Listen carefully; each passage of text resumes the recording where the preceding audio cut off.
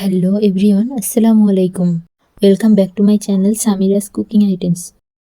আজকে দেখাবো করলা, নারকেল, ধনেপাতা, গুঁড়ো চিংড়ি, শুকনো মরিচ এবং আলু এই 6 রকমের ভর্তা তৈরি করার জন্য প্রথমে 2টি করলা নিয়ে একটু মোটা করে কেটে করলাটি পাকা বলে বিচিগুলো ভালোভাবে ছাড়িয়ে নিয়ে করলা ধুয়ে নিতে হবে।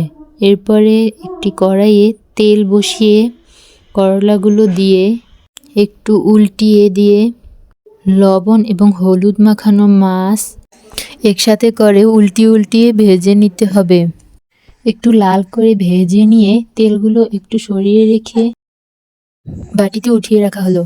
আবার কড়াইয়ে তেল বসিয়ে সংগ্রহ করে রাখা নারিকেল ও স্বাদমতো লবণ দিয়ে একটু ভাজা ভাজা করে উঠিয়ে রেখে দেওয়া হলো।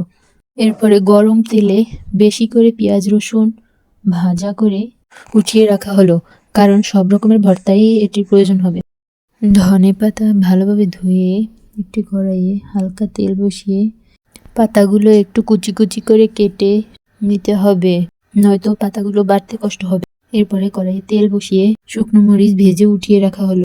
কড়াইয়ে থাকা তেলগুলোর ভিতরে ধনেপাতা এবং স্বাদমতো লবণ দিয়ে একটু ভালোভাবে নাড়িয়ে ভাজা ভাজা করে উঠিয়ে রেখে শুকনো কড়াইয়ে ছোট চিংড়ি এবং স্বাদমতো লবণ দিয়ে ভালোভাবে ভেজে নিতে হবে। সবগুলো আইটেম ভেজে নেওয়ার পরে প্রতিটি আলাদা আলাদা ভর্তায় পেঁয়াজ এবং শুকনো মরিচ দিয়ে বেটে নিতে হবে। এখানে ধনেপাতা, নারিকেল এবং চিংড়ি ভর্তার জন্য বেটে নেওয়া হয়েছে।